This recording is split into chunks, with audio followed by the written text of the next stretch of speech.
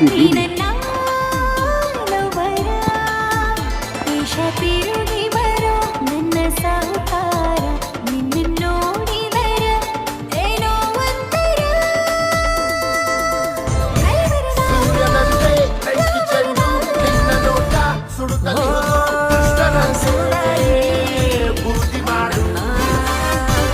ತುಂಬ ಒಳ್ಳೆಯವರು.